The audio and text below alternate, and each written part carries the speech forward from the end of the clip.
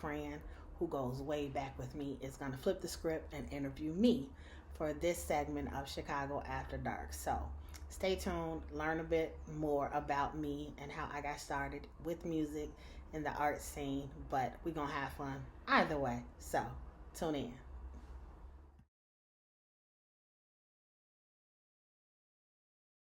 So let's start off at the beginning. Are you a Chicago native? I am a Chicago native, born and raised South Side, South side, Roseland. south side, southeast, southwest? Roseland, Wild Wild Hundreds, Wow. all the way on it. Oh, I didn't know that. Yes, ma'am. Oh, okay. And then can you give us like a little snippet about your like household dynamic, brothers, sisters, parents? What? So I am the youngest of five. I was in a household, both parents were there. Both of my parents are ministers, so I am a Oh, wow. pastor's kid.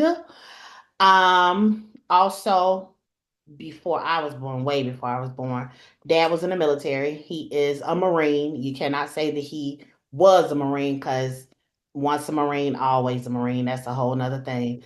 But Uh-huh. he is a Marine, proud Marine. And when I was born, he went into full time, both he and my mom went into full-time ministry. So they was Okay. like in the nitty-gritty pastors community and everybody knew them type things. So very interesting lifestyle growing up. And our the closest that I could probably say to our dynamics in terms of religion, spiritual beliefs for Christianity was Pentecostalism, Church of God in Christ. So very old school.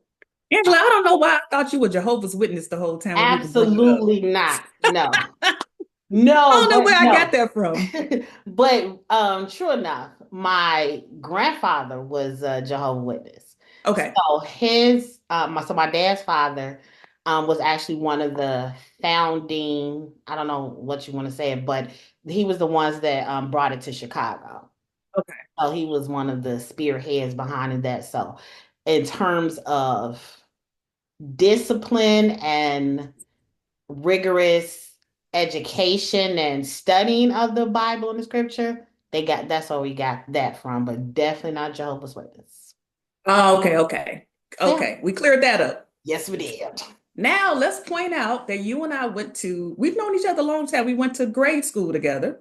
Yes, And John I remember we Vanderpool. had a very our music classes were real serious. Miss Musetta Morgan Miss was Musetta really Morgan. serious about the music class. Miss Musetta Morgan. Yes, yes. Right. Hello.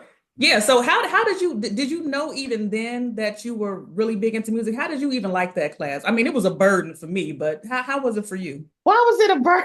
I ain't want to do that mess. Um, I enjoyed it, but I didn't really think that I could sing.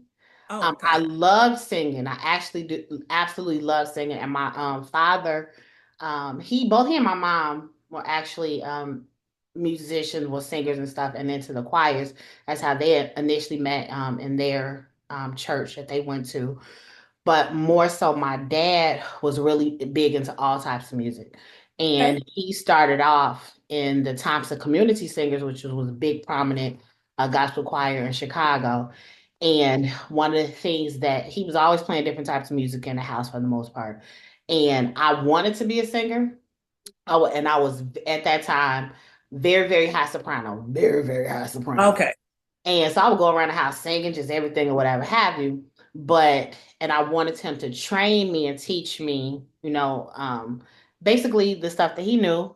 But because he was heavily involved in getting the church started and doing all that other stuff, he didn't have Okay. time. So the closest thing that he got to it was actually sitting me down and teaching me how to transcribe music. Okay.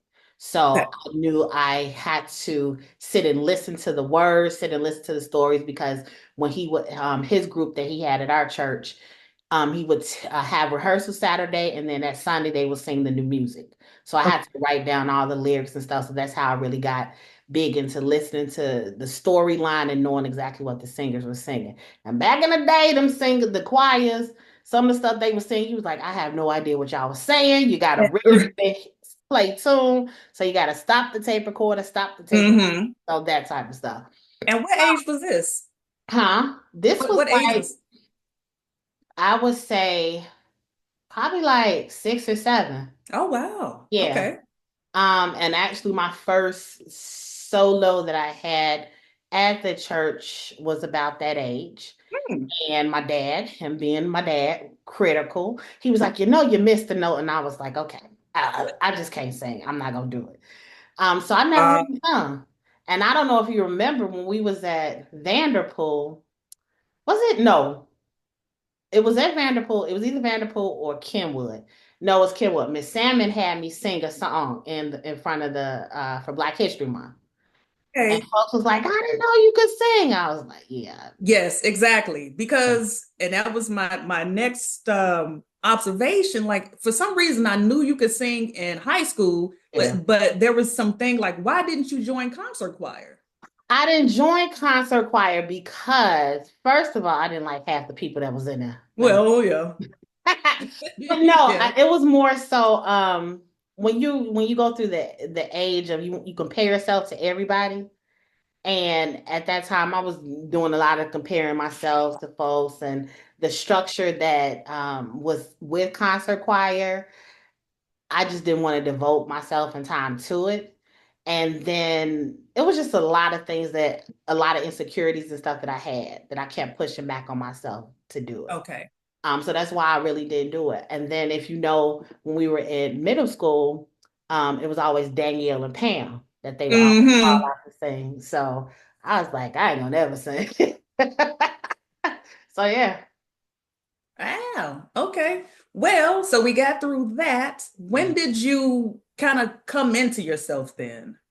Um, I will always, for the most part, just sing for myself. My family, my siblings more than anything, they really knew that I could sing, and occasionally people would have me sing at like private functions, whether it be Okay. graduation celebrations, wedding type of things, or whatever have you. But I didn't truly come into myself and accept the fact that I was truly a singer was not until I went overseas and Wow. they heard me sing for the first time. The guy that I was staying with for a short time, the family, his name was Tonino. Rest in peace. He died a couple of years ago from cancer. Okay. But he was a saxophone player, and I was staying at his house, and he, just heard me briefly singing, and he introduced me to his friends in the next town over, and they were like, you're from Chicago and all that. He was like, so sing something for us. And I sung a I'm about to say Smokey Robinson. It was a Sam Cooke song. Okay. It was a Okay. Okay. Sam Cooke song. And they were like, yeah, this is your band. And that's how I got into singing. For real. Okay. Yep. But I mean, I know you to also be a visual artist. Yes. So which one came first? Yeah, which one came first? Um, that's a really interesting and hard question because I think they were just the creative side was always there. Okay. Because I always enjoyed music, enjoyed singing. When I went to Kenwood for high school, but even way back, I thought that I wanted to be an architecture. So I took drafting Oh, okay. classes. And I was always into architecture because, Chicago got the sexiest skyline ever in the world. And I Okay. thought I wanted to be an architecture. So I took drafting classes, wasn't really into the painting and the drawing and stuff because I was like, I just didn't have the training. But I was Uh-huh. good at the in the drafting classes and doing the scaling and the right angles, left angles, and all that stuff. And I thought that's what I wanted to keep doing. So I took Hmm. drafting all the way through high school. You had And Mr. Bellamy? no, who was the other woman? Oh, there was a woman. Yeah, Oh she was a little no. short little woman. Oh, I didn't have her. Yes. I Okay, I can't even had Mr. remember her Bellamy. name, but she was my drafting teacher. She, pushed me to keep doing it. And I did for the full high school time. And then when I got to college, and I was like, oh, that's too much math and science. No, hell, absolutely not. Then Right, right. that dream became absolutely not. However, when I did was going making my decisions for college, I still stayed within the arts. So I thought I wanted to do. I applied for a graphic design program, and at that specific time, graphic design was starting to be a big thing, Hmm. most part. And then I took a couple of classes, didn't really like it that much, and then Yeah. I got into the painting class, and that's when everything just went to like, so yeah, Okay. yep. So they've always been kind of equal in your Yep. mind? I Okay. I would say they've always been the equal. It's more so I think just the creativity aspect. Hmm. Because I believe in the bright colors, the prints, the textures and stuff like that. I love that. If I would have to choose something, and this is like grinding teeth, if I had to choose something, it would be the music. Apparently. It would be the music. Yes, indeed. Seriously.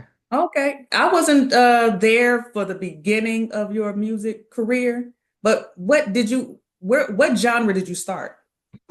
What Well, yeah.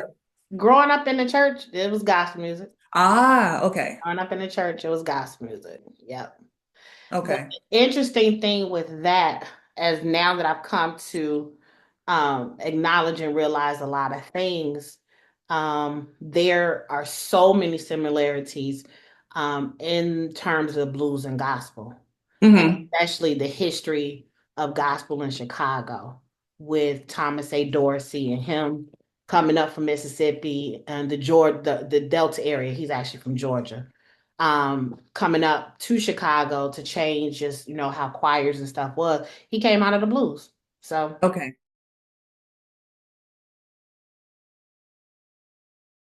So yep. which came first, gospel or the blues? What influences what?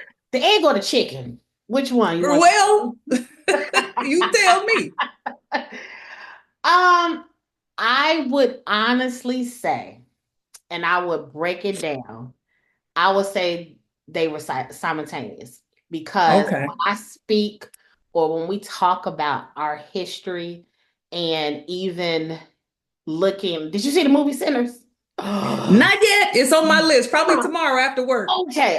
It's So on my list. I'm My not gonna mom was just spoil it. raving I'm about not it. gonna spoil They it for went this you. weekend.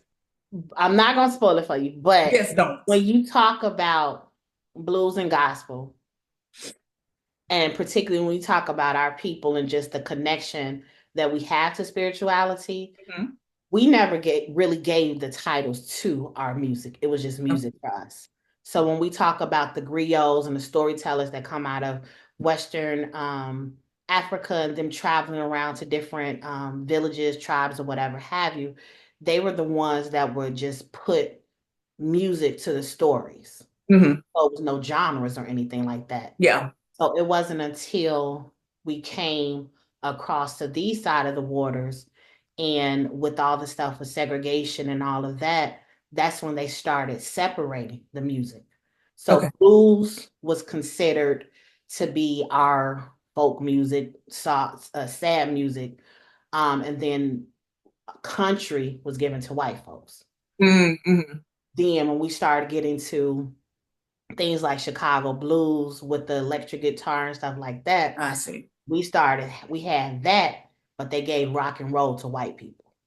But Okay. Mm. the story, and if you know how all of that is paired together, all of it flows back and forth without any hitches or anything to it. So gospel and blues is pretty much they try to keep it separated in terms of secular music versus Right. non-secular music, Right.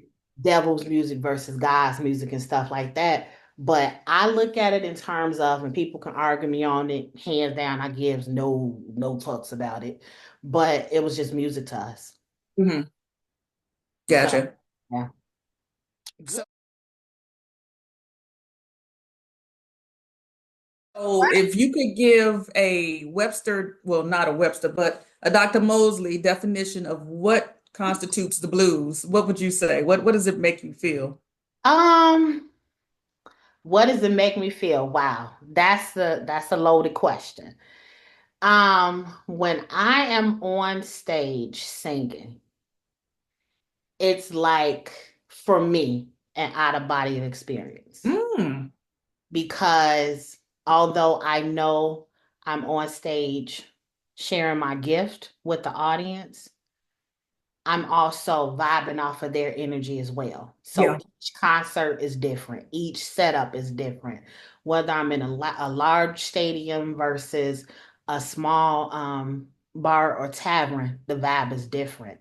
You're more intimate and connected to the audience. So you're vibing off their reactions and different things like that. So when I speak specifically about the blues, or if I just speak about music particularly, it comes down to me connecting and having an out of body experience and being on a whole nother plane. Cause like sometimes I get off the stage, I don't remember what happened. Wow. So yeah, and I love it. Wow. I love it. Okay. You men- so you mentioned Chicago blues. Is there a differentiation between Chicago blues in other cities? Yes, very much so. So the blues, for the most part, on a historical track in the South, particularly around the Mississippi, Louisiana, the Delta area, that's pretty much where um, it took off the foundation for the most part had happened. In that area, when you think of movies like The Color Purple, the old school Color Purple, Yeah, yeah. let's just say that where they had the scene with the juke joint, Hmm. that was where the blues and stuff got its start in spaces like that because the people just wanted to come, be happy, celebrate, and though because it was a small, real tight space, they were playing acoustics. So they had the acoustic guitar. There was no need for amplification or anything right there. So the blues happened in that area. And then when we start getting over to Louisiana and moving a little bit more further west, but still within that same region, we start the music tempos and dynamics start changing up a little bit and we start going into jazz. So you have Okay. the vaudeville jazz and stuff like that. When we get up during the Great Migration, when the folks from the South came up to Chicago, they brought the same element with them to Chicago of the blues and jazz. However, Muddy Waters, who came up from the Mississippi Delta area, particularly Mississippi, the still playing acoustic guitar, still doing his thing, but he couldn't get the same response of the guitar because Chicago was a little bit more wider spaces. Okay. So he was, doing his street performances, so he couldn't get the same reach. So he had to hook his guitar up to an amplifier, and that's when we got the electric guitar, and the sound changed. Yeah. So Yeah. that's what separates Chicago blues from anything else. Chicago was the one that amplified the electric guitar, Oh, electric wow. blues sound. Okay. So with that coming up, and all the different flavors that was coming to Chicago through the migration, Chicago, for the most part, if I can put it, was kind of like the melting pot when it came to Mhm. music. So you Okay. had the folks coming from Louisiana, you had the folks coming from Georgia, coming from Florida, and all that for the Great Migration coming up to Chicago. So Chicago had different sounds, different styles, and different things like that.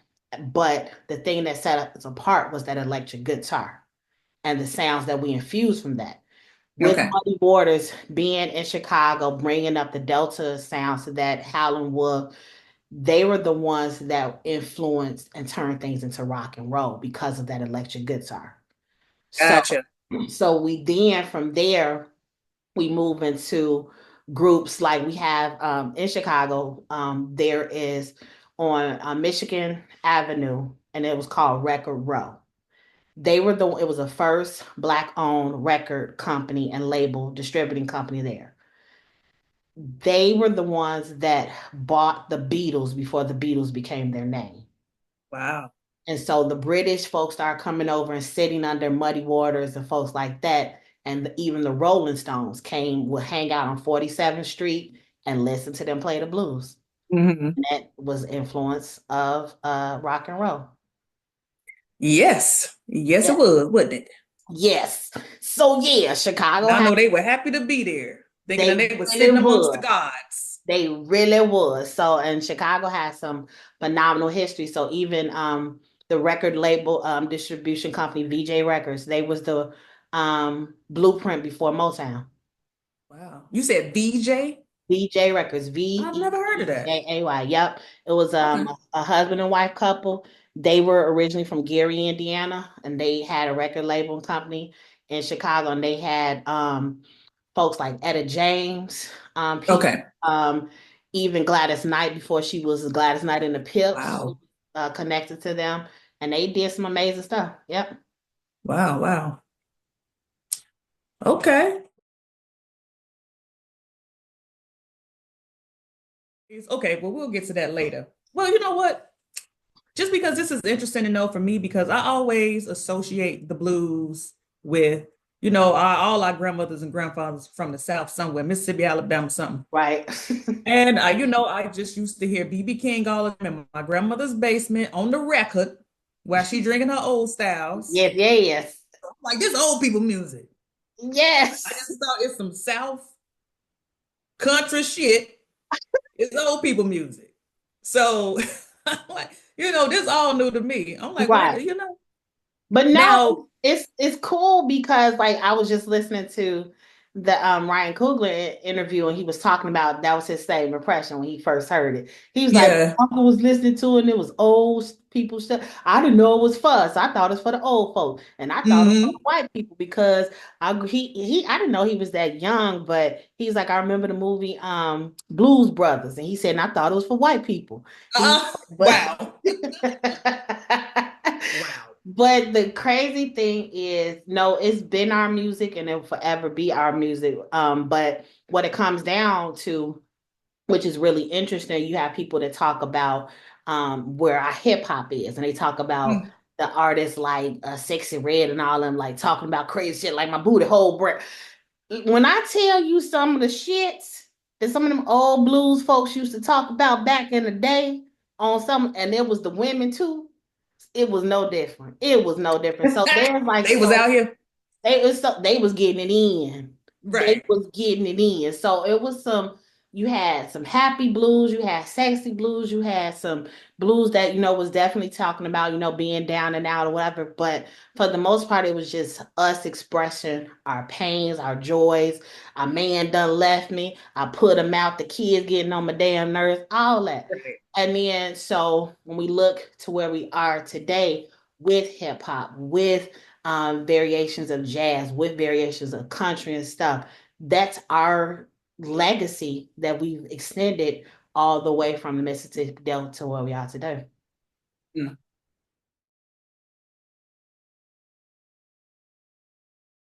I sing a little bit, but You my sing a lot. training Don't talk is about no very little bit. minimal. No. No, Mm-mm. no, my training is very minimal, but I say that to say and I don't really know, but is there is there a separate part of your body that you use for singing the blues? Or is there a special thing you need to be conscious of when you sing the blues in particular? Um, Now, okay, so I'm not vocally trained. Let me put a caveat here. Okay. Let me put my disclaimer out. So I started sing before, I came out of the church and stuff like that. When I went to college and I was taking actual courses and training my voice, I actually started in opera. Okay. However, so they teach you the techniques, sing from the head, sing from the diaphragm, sing the different, going back and forth. Yeah. I believe as a singer, there is a proper way to sing, just period. Okay. But for me, when I think about blues and when I think about singing, it's about using your whole entire body because there's sometimes you sing out of your head, you sing out of your nostril area, and sometimes you just sing out of your gut, whatever you're feeling in that Okay. moment. For me, when I sing the blues, because it is based upon a great deal of my experiences and stuff, and I'm singing out of my fucking soul when I'm on that stage, a lot of the time I sing out of my gut. I Okay. sing from my heart. And so the tonation and stuff is different. There are some people who sing, who are nasally and sing directly Mhm. from this area. There's some people that sing directly from their head. I know how to go back and forth for the I most see. part. I'm not an expert in it because I have not been really stand to my techniques and stuff. However, when I do get on the stage and I'm singing, it comes out of my soul. So each song, like I said, is going to be different. Each experience, each concert is going to be different. But the ultimate part is I'm singing my experience from myself. Okay. And this is how your catalog, how much is that is self-written? And then, like, for example, when you perform, do you perform a lot of self-written songs, or it's mostly covers? What's the percentage? Um, Mostly covers. Okay. Within the last year, this last album that I did with my band over in Italy, it was all original stuff. Okay. So I have done different genres in terms of writing my own music. So I've done some house music. I've done some Mm, electronica dance stuff, and some R&B and different things like that. So I've written to all those different types of music. yeah. My producer, give a shout out to Liddell Townsend. He's done a lot of different tracks and stuff for me, and so I've written to those. But this last album with my blues band in Italy, the Blue Elements, All right. it was completely all of our original stuff. Yep. Okay. And that So was fun. so and I've known you to dibble and dabble in different genres, but Mhm. why it's the blues? Why does that resonate so much with you? Um, I would have to say, and people may call bullshit on this, but I would have to say for me, the blues was the most accepting of Mm, me. Because when I think about a lot of the singers um in that genre, they are not the most technical trained, and they was just singing out of their spirit. They was just singing out of their heart. So the fact that they was, oh, you are off key on this, or you are such, just I need you. They was like, I'm singing what I know, yeah. and I loved that experience. And not to say that it was a cheat sheet or the fact that it allows you to be lazy, because you cannot be lazy. Oh And yeah, no, don't look like it. It you don't look like cannot be lazy. But it was the more accepting, I would say, in terms of the genre, for you to be okay with. If you hit a wrong note, keep on singing. Let's just keep going. it. Whereas in things like R&B or whatever, if you hit a wrong note and you're flat, they're gonna be like, do it again. It's not going along with the song right. And you be like, okay, I'm ready to get out the studio. What is happening? This is just, I'm over this. But Right. being on stage with the blues, you in that feeling. You were in that feeling for real. Okay. Yep. All right. And you find that to be different with other genres of music. Yeah, I do, Okay. because even when I have gotten on stage, like I've performed in different parts of Europe, and I've been on one of the major concert tracks that they had. It's called the Umbria Jazz, and that's one of Okay.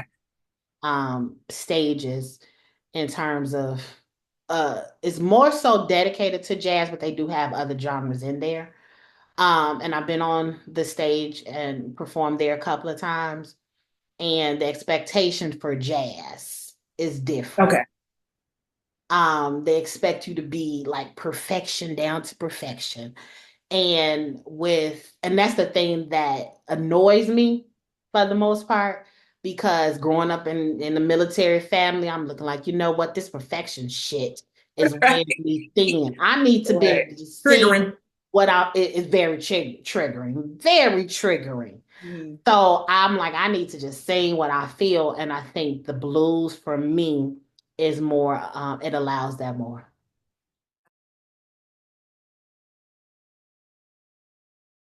Yeah. And you have a band here and a band in Italy. You have two Yeah, I bands, have a or band in Chicago and then okay, a band in Italy. The band in Italy was the first ones. Those my initial guys, love them to death. They're older guys, all okay. European, all Italian. The band in Chicago, they're a different feel, a different heartfelt emotion Mm, because they're younger and they also have a complete full understanding of the American track. So we okay, can go from gospel to blues to R&B to pop to, and they know how to do it effortlessly. okay. And also with them because they were younger and I wanted to push and do some new stuff, I was able to do that with them. Yeah. Gotcha. Okay. Right, right. Yeah. A little bit more open-minded, not necessarily solid concrete in what they Yes. want to do. And yeah, Yeah. that makes sense. Yes, indeed. So, as a person who's been around a bunch of musicians, who do Yes. you think, what instrument that a man plays makes him the worst person to date in the band? Who would you recommend nobody ever date?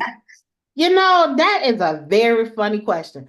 It's something about them drummers. Let me tell you, Ah, you do not play with them. I don't know what it is, but the drummers, they have a bad reputation, like for real. I don't know why.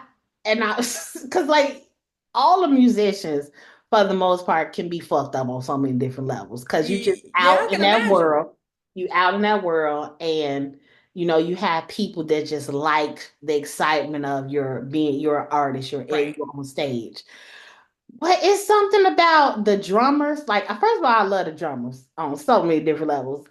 All the drummers that I have had the opportunity to play with, hilarious as hell, down to Hmm. earth, but they trouble on so many different levels. They are troublemakers. So I would say, and I'm sure my drummers gonna all hit me up like, Angie, what the fuck? But yeah, Well, you them probably ain't drummers, lying. them drummers for real. Wow. What about a man who plays the horn though, like the trumpet? You saying anything bad about the trumpet player? Well, my trumpet player over in Italy, we actually do call him the troublemaker because he is older and he's hilarious. Lorenzo Fontaine. He says whatever the fuck comes to his head. And he's older because he's like, I don't care. It is what it is. What they gonna do? We'd be like, dude, And seriously, his name Lorenzo. So Lorenzo you know that's a Fontaine. problem. Yes, we call him, Lorenzo Fontaine? yes, indeed. He is a troublemaker. So all of I would say the horn players that I know and have met, they've been like really steady, low key for the most Hmm. part. Them dramas, man, Right. a book of trouble, just a book of trouble. It, Seriously. it must be true because that's what I keep hearing. Wait I'm a just minute, gonna who stay told away you from the about the whole dramas? orchestra. Who told you about the dramas? I dated a drummer once and he was cool. He was real. He was not messing around. I just didn't like him like that. But we did date him for a little bit. But he didn't give me no problems.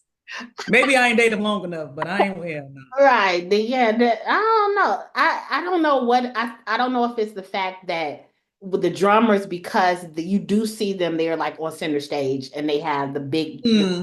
stuff around them and you see them moving all around with the sticks and stuff. You're like, oh my God, they're so sexy. I maybe Yeah. that's They it. look so nonchalant and in control. Yeah. Yeah. But when you get them idiots, when you either get like so my the guy in Italy.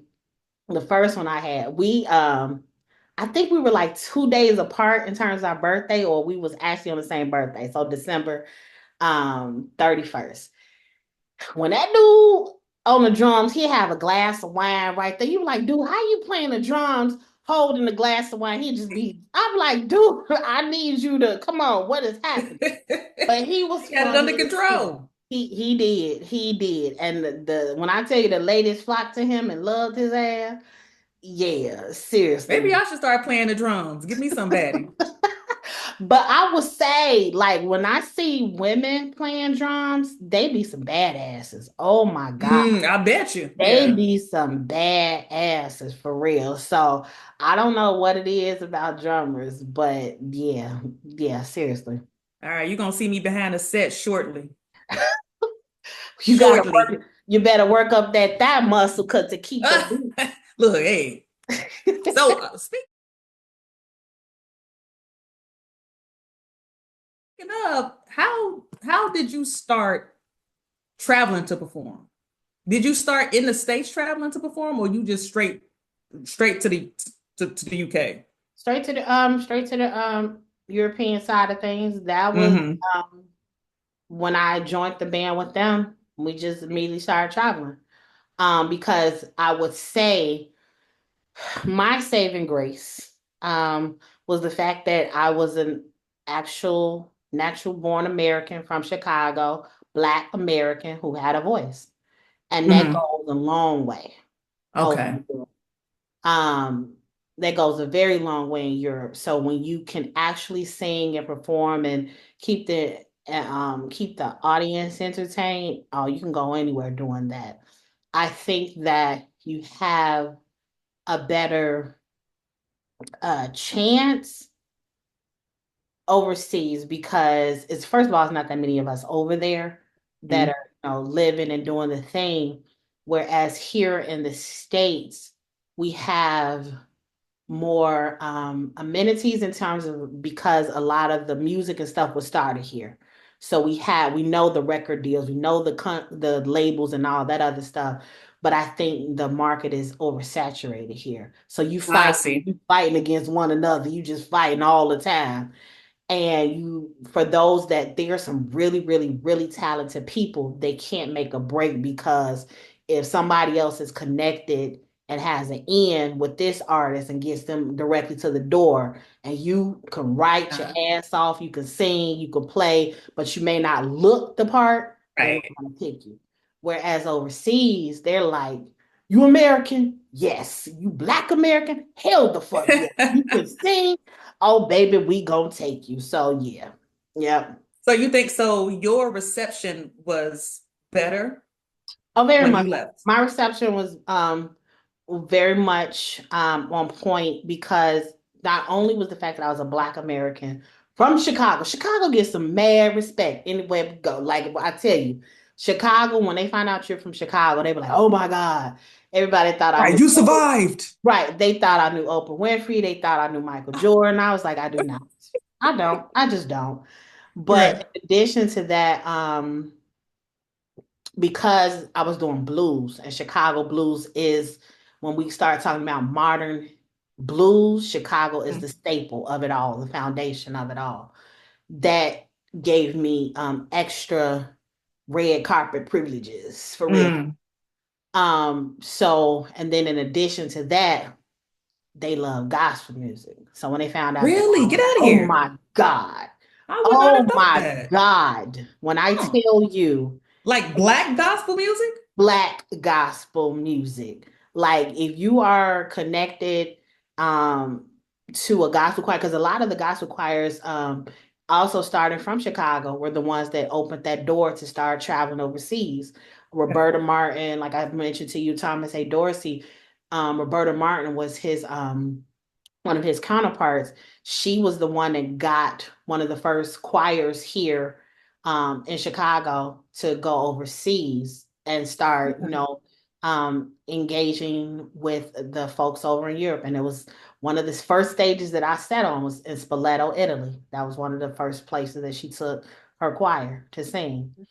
And so when they find out that you have the gospel connection, girl, when I tell you, and one of the main songs that you cannot get off the stage without singing is the Hawkins Family "Oh Happy Day." Oh happy day. Like you that's like one of the staple songs that they will not let you off the stage without singing. In Europe. Yep. In Europe, Yep. that's Yep. crazy. Yep. Out of all the Out of songs. all the songs, that everybody knows that damn song. Seriously. That's Seriously. crazy. Yeah, but it That was one.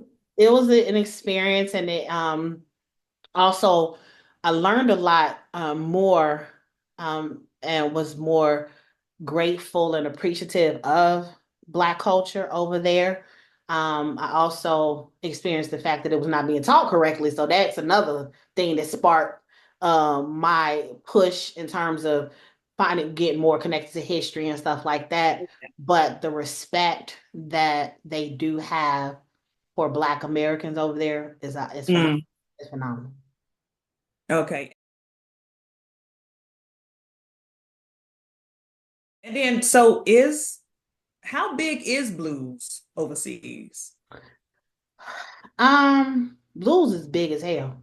Blues is Okay. but it's in certain pockets. So I Are was, there lots of foreign, like kind of mainstream foreign blues artists? yeah, yeah, because you have because they love it a great deal. So on a historical aspect, when a lot of our men went overseas for World War I, World War II, at that time the blues was big for them. So that's Okay. how like that sound resonated with a lot of the Europeans, and they loved it. So they started, forming little pockets, and even some of the soldiers ended up staying and having their families over there. So you have areas like um Germany, really big, parts of Greece, parts of in that Mediterranean area, so Italy and stuff. Okay. Start getting into the UK area, Ireland, Scotland. They have their own festivals strictly for the blues. Oh, Now wow. you will see over there is not going to be too many of us at those festivals Hmm. performing on the stages because a lot of the blues has been taken over by folks that don't look like us. Yeah. So That's they're what I'm singing, wondering. Who is singing these songs? they're singing the blues, but it don't sound the same. I will put Yeah. a caveat there. It does not sound the same. It's very different. But it's different because unless you have lived our American blues, you really can't make that connection and sing it as we do.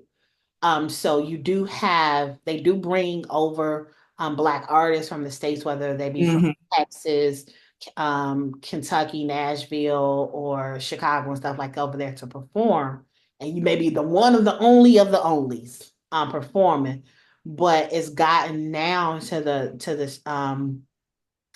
place that a lot of the artists or a lot of the audiences at in a lot of these white spaces, they're like, we need more Black people. Y'all need to Yeah. bringing these white folks on stage to singing the blues, which is hilarious. Man, I want to see it. It's I mean, hilarious. no offense. No It's offense. hilarious. I'm just It's curious. it's hilarious because I just want to see. I just there want to was see. this one guy that came to Chicago. He was from France, but he was originally from like the upper Eastern Europe area. And he was like, I want to do some music with you. And I was like, oh, okay. And Right. he's like, I gotta get you to France. He's like, because I can't even get into some of the festivals anymore. I was like, how does that feel? And Nah. I was like, Right. you don't say. So Hmm. he's Get like, in I the need back you of the to get over there. bus. He's like, I need you to get over there and sing with me and do some things. I was like, okay, tell me Mm. when and send me a plane ticket. So yeah. Right.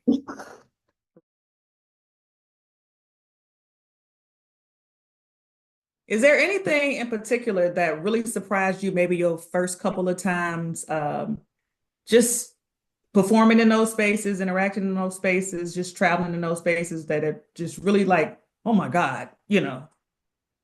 Um,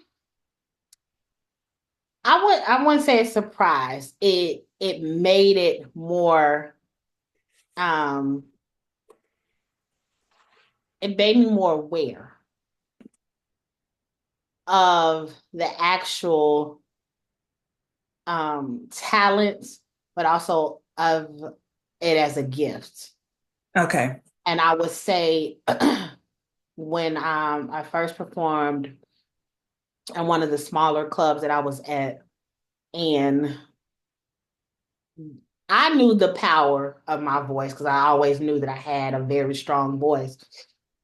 But when I was singing the songs in the audience, they went ballistic. They lost their shit. And then this one woman, she came up to me. She was crying, and they had to Wow. translate. And she was like, "I don't know exactly what you were singing, what you were talking about." She's like, "But I felt every moment of it." Hmm. So in that moment, I knew that something like this had to be cherished. I had to very much cherish this talent and take it to heart, and not take it for granted, because I saw the form of healing and meditativeness aspect to it, and how it can connect people. Because Okay. like I said, she was like, I don't know what you were saying. I don't know what you're doing. But she was like, every moment you was singing it, she was like, I felt it. And she was just like nearly Yeah. in tears. She And had them wavelengths coming into her. right. And I was like, give me a hug. Oh my God. And even that, a lot of people expect the artist to be like standoffish, like, no, don't talk to me. Yeah. Like, it's gonna be okay. Oh, so in those type of moments, I think that's when it became a reality for me. Like, you got something, you bet to cherish this for real. Yeah, that is definitely power. Yeah, I mean, I don't think I ever made anybody cry. you I probably don't think did. You so. probably did. You Well, probably. they did it in private. I don't know. Is there um well, how about worst performance instead of best performance? Because Ooh, I know my you got a worst lot of good performance. Oh, I performances. got one of those. Oh my God. What Oh happened? my Lord, I got one. Okay, so another thing, like I said, each performance is different. You just don't know what's gonna happen. So I have one performance. I was in like 777 Italy. I even to the point where the dialect of Italian is very different. Okay. And one of my girlfriends that I went with, she was like, I don't even know what they say. She was like, oh my God.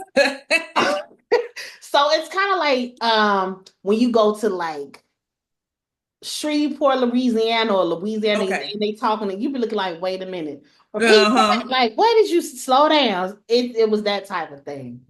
So they wanted me to come perform, and there was like maybe 5,000 people or so at the time. At the because it was like a New Year's celebration. Okay. And they sent me the music, and I knew most of the songs because it was like Whitney Houston stuff, and they just wanted to keep the crowd up and going. And so I prepared for it, but I didn't really prepare for it because I was like, Hmm. songs, and they played the track with the whole, and I was like, wait a minute, I'm not used to singing Wait, what is that? What do you with mean? a They played track. the So they played, Whitney Houston was singing in the background with me, and I was like, so that's like worse than karaoke. it really was. So when I tell you, I was just like, what kind of shit is this? I was thrown off. Yeah, And yeah. because like I don't really like doing karaoke, number one. Right. And then I'm used to karaoke, like they have just the music and the words, not Right. the whole tracks playing which one. And then so I'm looking like, what is happening? And then they start breaking the track up. So I would sing like maybe a minute and then go to another song. I was like, what is happening? It was like, that was one of the worst. Very chaotic. That was one of the worst performances of I know my. you was up there just like, I just got to a point. I was like, here, I held the mic out to the audience. I was like, just sing, because Happy New Year's. right. Damn. Yeah, that no, that sounds terrible. You had no idea they were gonna be playing a track. Oh my No, God. mm-mm. No, Oh, man. I was yeah. like, I ain't gonna do this shit. And this, even to this day, one of the reasons why I don't like tracks when on being on stage with track, even though that's where a lot of people are at the Yeah. performances. I love live music. I love live music. Yeah.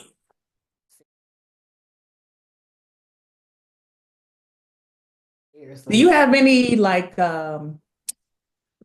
rituals or superstitions or anything like before you perform, you always do this, or you don't do these things, or any way you kind of hype yourself up to like, all right, this is gonna be a great show. Um, Honestly, I would have to say I don't. I really don't. Okay. I thought about that, going on stage before. I'm like, I need to probably start doing something um, and people they always ask me, "Are you scared when you get on stage or about to get on stage?" Uh-huh. Like, nah, I'm about to Wow. just enjoy myself. I know it's Okay. what it is. Um, I would have to say that I am in my head a lot before I get on stage because one of the main things that I'm concerned about is like your outfit, like is my makeup right, is my clothes Okay. right? Because I will first of all, I would take my shoes off in a minute and be on stage and walk around stage without no shoes. Been there, done Hmm. several times. And that throws people off because I'm like, I'm about to be happy up here. This is my stage. I'm about to be happy. But also, I'm very cautious because most of the time everything is being filmed and I'm looking like, okay, is my skirt about to fall off? Am I Okay. sweating out? Well, you're not worried at all about your voice in the songs. You worried about We worried oh, about a okay. tie. We worried about a tie because I'm like, Okay. I'm not no size zero. If this does fall off, you're gonna see a whole lot of extra that I don't know if you was prepared for, but it's gonna be what it's gonna be. So yeah, Lord. so that's more things that I'm worried about. Okay. So when you first started this musical journey, did you have any mentors? Do you have anybody even today that you consult like with writing music and anybody who you run things by, who you trust to advise you? Like what's your support system look like? Um, Very, very, very good question. When I first started out in it, um, I really didn't have any Mhm. mentors or support people. For a lot of different reasons. Because in the past, and this is also based upon my PK experience, being a pastor's kid is just a whole lot Yeah. with that therapy helped out a lot. But anyway, I would say no because in the past, when I would go to people and ask for assistance or ask for mentorship, people wouldn't come through. Okay. And so when it came to the music, um, my first producer, my first producer that followed through and was on his shit. Again, Liddell. Shout out to Liddell. Um, he was the one of the first ones that was just genuine and down heart with me and was like, "No, let's go do this again." Okay. I hear what you can do in your voice. Give it to me again. And he was like a big brother. And Okay. he made it easy for me to let loose a little bit more when I was in the studio. Because one of the things I do not like, I don't really care for studio. No Okay. studio work. I prefer live performances. But when Hmm. I would reach out to people to, ask for feedback for about the music or stuff that was I wanted to write or different things like that, people was real shitty. Like Hmm. real shitty. And Okay. I got to a point I was like, fuck it. I just do it myself. If it sound bad, it just sound bad. And I stopped relying on people. So now that I'm back States for a little bit longer than I have been in a while, Hmm. have still, put out fillers for mentorship and different things like that. People are still caught up in their own shit. And at Yeah. this particular time, and at this whole grown old age of mine, I've given people let them do what they do. I've been more patient Yeah. and lenient, and especially some of the older ones, because a lot of them have been burnt on so many levels. A lot of them are in their own shit, and they often put their experiences onto other people, which I don't think is Mm. so I don't hold that. That's really difficult not to do, Yeah, which is, when you find somebody who can, yeah. separate the two and just give you, advice that doesn't involve their past traumas. Exactly, exactly. So no, so now, which is why I love I don't love my blues being overseas, but I love the guys, the younger guys here because we are of the same age, generation for the most part, but they just give it to me straight up. They be like, nah, Mm, sis, let's do this over. Nah, let's run it back. Or, you can give me more. Let's do something different. And because they have an understanding of American music and the full gamut of it, and they have heard my voice and know what I'm capable of doing, they push me and they challenge me. And I mhm. always want someone who can respectfully challenge me and do it in Yeah, love. And that's what they do. So yeah. yeah.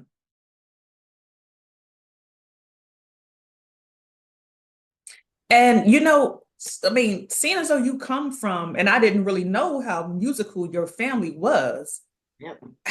what's their response to your avenue right now? Well, oh well, let's talk about that. um, my siblings. Let's start with my siblings. Okay. Okay, so I'm the singer of the family. My two sisters, they play piano. My Okay. brothers, they are the drummers and the percussionists of the Ooh. family. But Right. my siblings, for the most part, have always known that I'm creative. I've Hmm. always been a creative. So they look at me like, that's just Angela. Yeah. My two brothers, their take on it is a little bit different because they're like, when are you gonna settle down and do this? And I know it's coming from their version of love, Yeah. because they are What you supposed to be like, just a stay-at-home wife or something? What do they mean? they want me because I'm always picking up and traveling and doing. And Yeah. my brother, okay, so my oldest brother was military, so he was always traveling with the military. And now that he's retired, he's a little bit more stable. Then my other brother, he went to college, stayed there for haven't been years, and he just now traveling and went someplace else. So he's like, I'ma stay in one place and not go no place else. And I'm looking like, ooh, 2 months here, ooh, 7 months here. Hmm. And they like, what the hell are you doing? So their mindset is like, are you gonna be an adult? And I'm like, this is my version of an adult. My parents, on the other side, bless their hearts, because they're still pastors and they still in the Yeah. church. My mom is more so like, is you gonna do what you do. And Okay. my dad, because he still is in that old school church religious mentality and military and structured and all that, he's still praying for my soul. Hallelujah. So yes, he is. So it is what it is. But even with all of that, I've come to the conclusion that their opinions, as much as I love my family and do respect their opinions on certain aspects of my life, there's nothing that they can say that is going to deter me, because it's this in my life. I have done the quote unquote right stuff and became Hmm. Dr. Mosley. Shit. So let me have some fun. Right. Shoot, Yeah. you got your own blues song right there. You see what I'm saying? You see what I'm saying? May not be singing my booty hole brown, but I'm be singing some other. Oh, please don't say that no more. I don't want to hear that no more. Who Not no, actually? no. Okay, you remember the dude in my band, the one that you met, the drummer dude? Yeah, yeah. He would I believe sing I that remember. all the time. He He he sing that all the time? was singing it, and then he slowed it down and turned it into a gospel song. So that's Nah, nah, nah, nah, nah, nah. and that's why the drummers they trouble. Yeah, I don't need to meet him not no more. That's okay.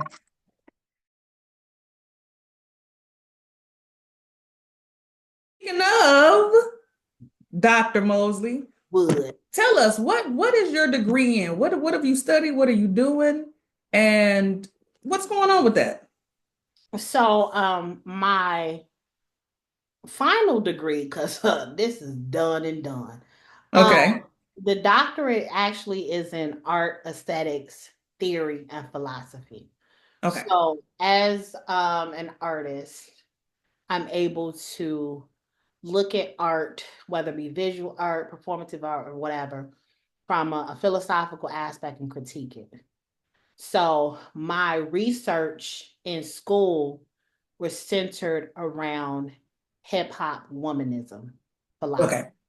So for me, because of my experiences growing up in the church and just not even just the church, but stuff in terms of how women in the States more so are treated and looked at from a patriarchal aspect, I applied that to hip hop in terms of what women in hip hop were allowed to do, what they were not allowed Hmm. if they wanted to say similar things that the guys were saying, if they got pushback. So I applied that aspect to hip hop and looked at them telling our modern blues stories from a woman's Okay. perspective. So there was a woman, particularly in my research, her name is Dr. Joan Morgan. She wrote a book. You might know about it. It's called When Chicken Heads Come Home to Roost. Um, That. yeah, so she's Okay. considered a hip hop feminist scholar.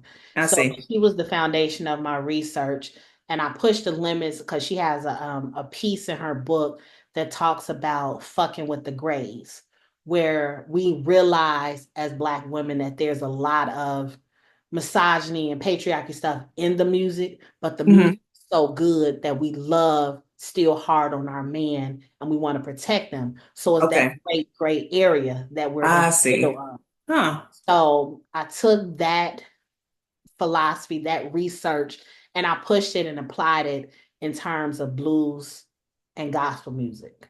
So Gotcha. with the gray. So that's my research.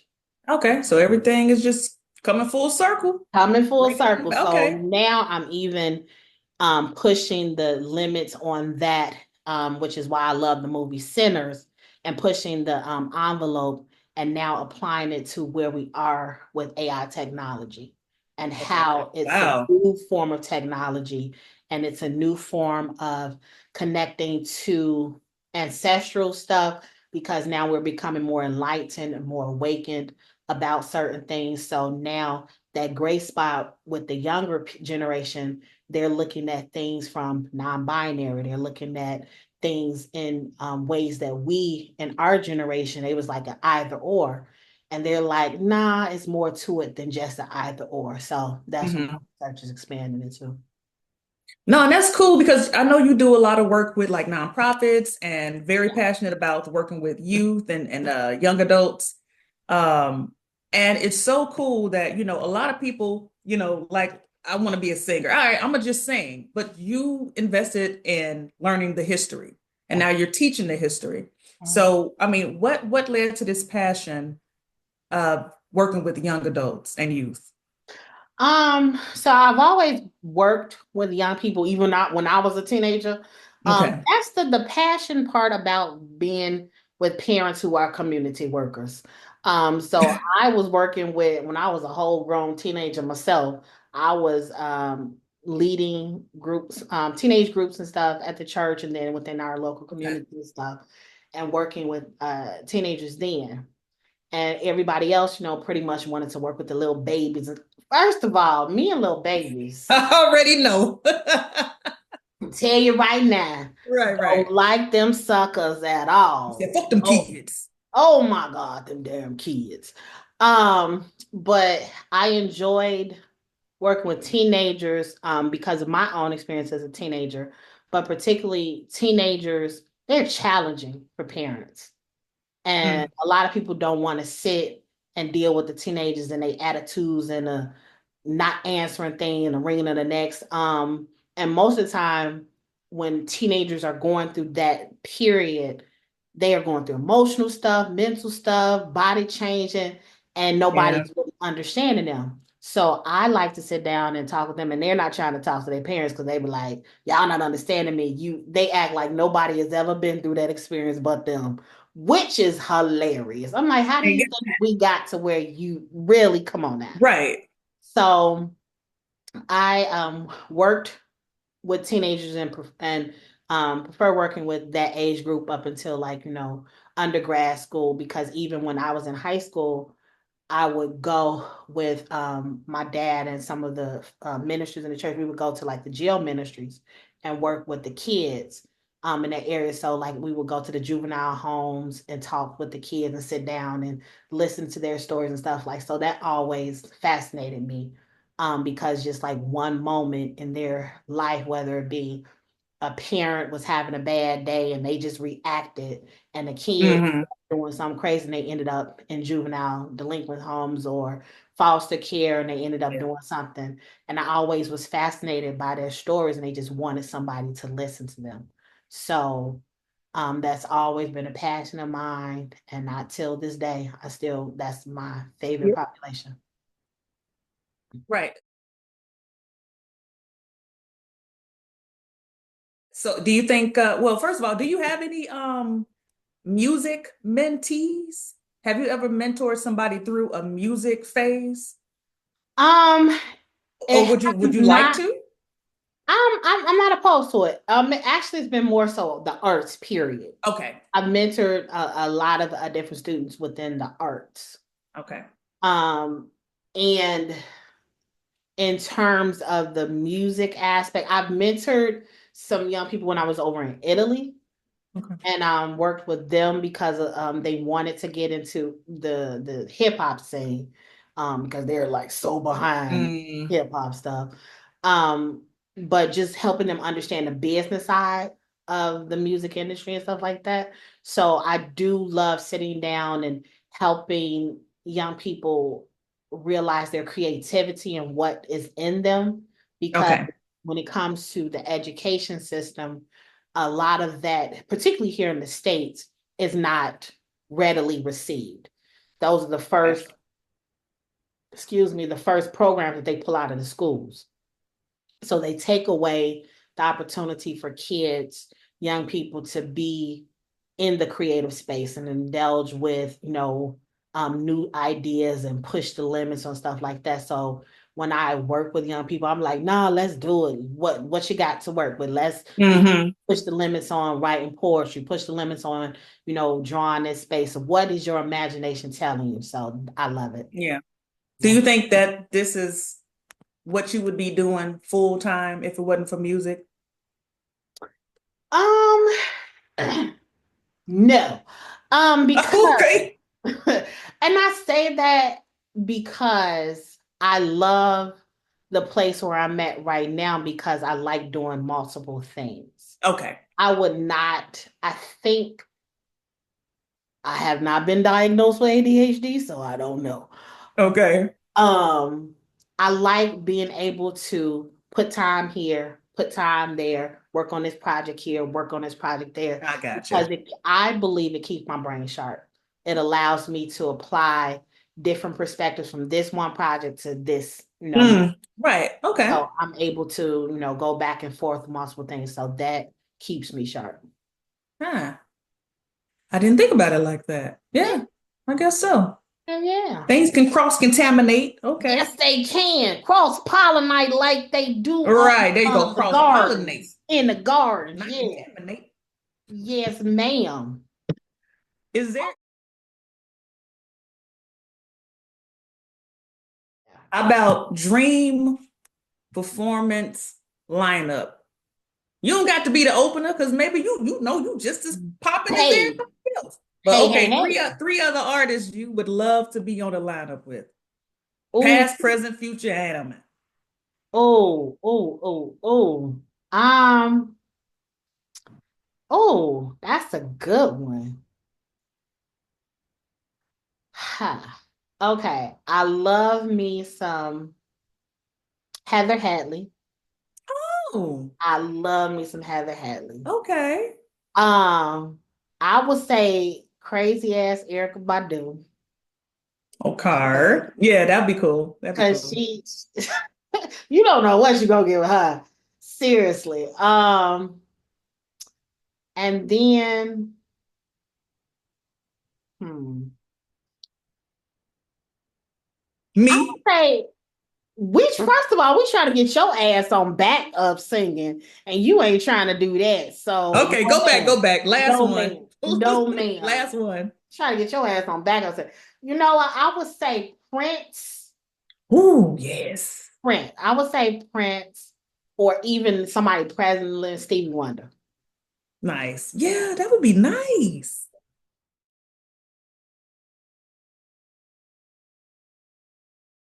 So you creating a playlist, right? Mhm.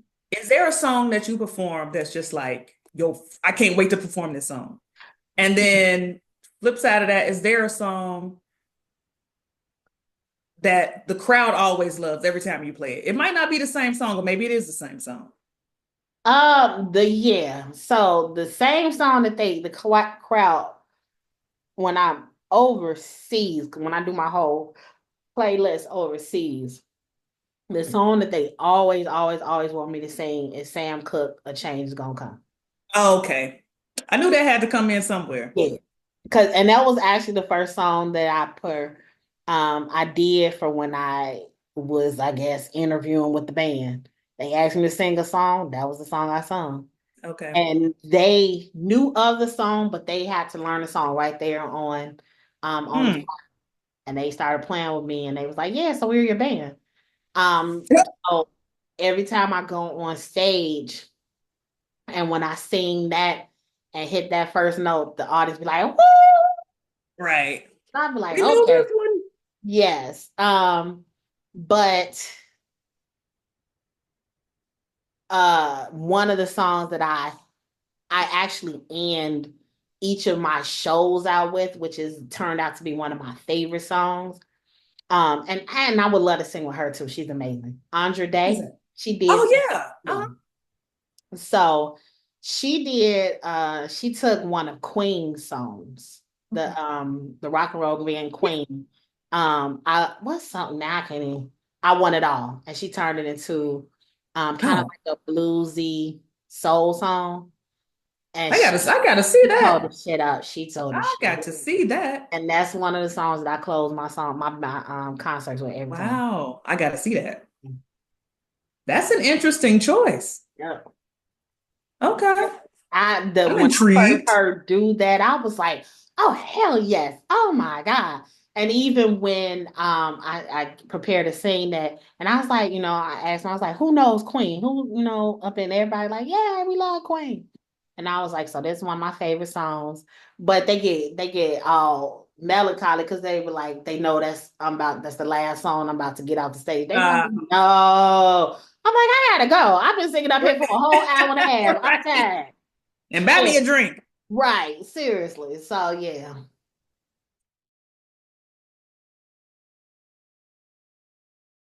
Or now to close, Okay.